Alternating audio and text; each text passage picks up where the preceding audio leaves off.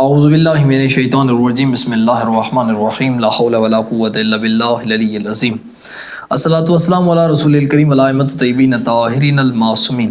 فطرانہ 2024 کا کتنا بنتا ہے اور 2024 میں فطرانہ ایک ہی شہر کے چند لوگوں کا مختلف کیسے ہوگا، اس تمام سوالات کے انشاءاللہ جواب دیں گے۔ سب سے پہلے تو فطرانہ فطر یعنی عید الفطرانہ، یہ جو زکوٰۃ یہ واجب ہے، واجب عمل ہے، اور یہ جو گھر کا سربراہ ہے بڑا ہے، یعنی کہ بڑے سے مراد ہے یعنی کہ اس کی زیر کفالت ہیں باقی سارے، تو اس پر اپنے تمام اہل و عیال کا فطرانہ دینا واجب ہوتا ہے۔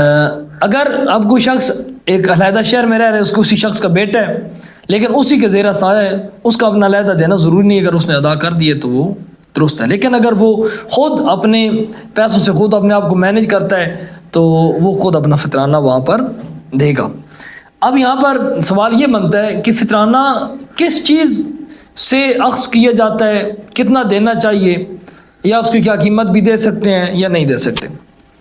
تو یہاں پر آپ کی خدمت میں یہ گزارش ہے کہ جو چیز آپ استعمال کرتے ہیں کثرت کے ساتھ پورا سال بھر، اس چیز کے 3 کلو آپ نے فی فرد کے حساب سے دینے ہیں۔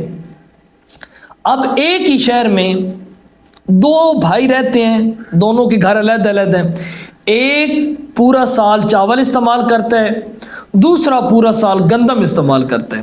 اب یہ نہیں ہے کہ اس شہر میں 200 300 400 500 فطرانہ رکھا گیا تو وہ دونوں نے اسی حساب سے، نہیں، جو چاول استعمال کرتا ہے اس نے چاولوں کے 3 کلو دینے ہیں یا چاول کے 3 کلو کی قیمت ادا کرنی ہے۔ یہاں پر یہ بہت ضروری مسئلہ ہے اور یہاں پر ہمیں توجہ کرنے کی ضرورت ہے کہ بعض اوقات ہم بس کہتے ہیں عرف عام میں جو استعمال، نہیں، عرف عام سے مراد یہ نہیں ہے کہ باقی لوگ، اب ایک غریب ہے وہ تو بیچارہ پتہ نہیں کیا کھا کر سو جاتا ہوگا، آپ کے اوپر یہ منحصر ہے کہ آپ سال بھر کیا استعمال کرتے ہیں۔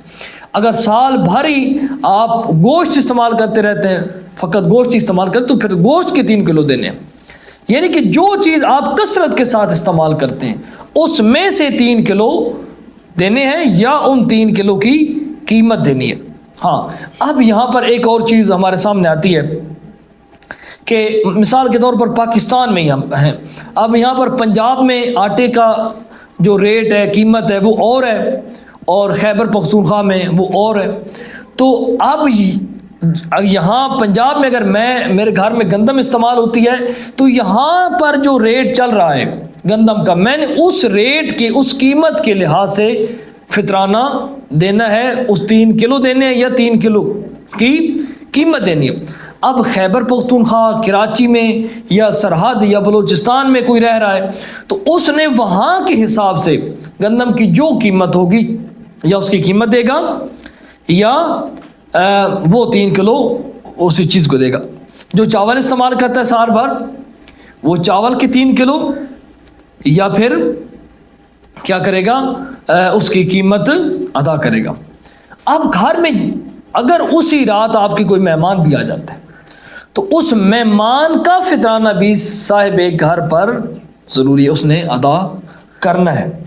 اگر اسے ایک دن پہلے اس کے ہاں کسی بچے کی ولادت ہو جاتی ہے تو اس بچے کا فطرانہ بھی اس پر کیا ہوگا، دینا ضروری ہوگا۔ تو یہ ہے مومنین کرام فطرانہ دینے کی مقدار، فطرانہ کی قیمت۔ اب کب دیں، ضروری نہیں ہے کہ عید کے چاند نظر آنے کے بعد، ابھی روزے ہیں، روزے چل رہے ہیں، روزوں میں دے دیں، کوئی حرج نہیں ہے۔ ماہ رمضان المبارک کے روزوں میں ہی آپ فطرانہ دے سکتے ہیں۔ مثال کے طور پر اگر آپ کے گھر کے 3 فرد ہیں تو اگر آپ گندم استعمال کرتے ہو تو 3 سے ضرب دیں گے 9 بن جائے گا، یہ 9 کلو یعنی گندم یا دیں گے یا 9 کلو گندم کی قیمت آپ دیں گے۔ اچھا، آپ رمضان میں نہیں دی تو پھر کب دیں؟ عید کا چاند نظر آ گیا، عید کے چاند نظر آنے کے بعد دے دیں۔ نماز ظہر سے پہلے آپ نے فطرانہ جو ہے وہ دینا ہے، اور آپ کو پہلے دینا چاہیے۔ کیوں؟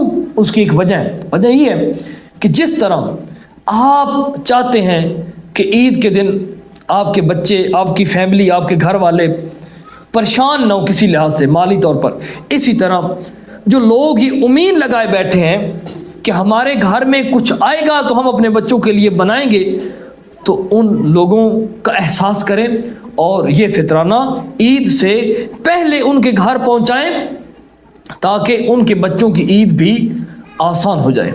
انشاءاللہ اس سے اگلی ویڈیو میں ہم بتائیں گے کہ فطرانے کا مستحق کون ہے اور کیا سید کو فطرانہ دیا جا سکتا ہے اس حوالے سے، کیونکہ یہ ویڈیو بہت طویل ہو جائے گی، تو اگلی ویڈیو میں ہم اس موضوع پر انشاءاللہ گفتگو کریں گے۔ السلام علیکم ورحمۃ اللہ وبرکاتہ۔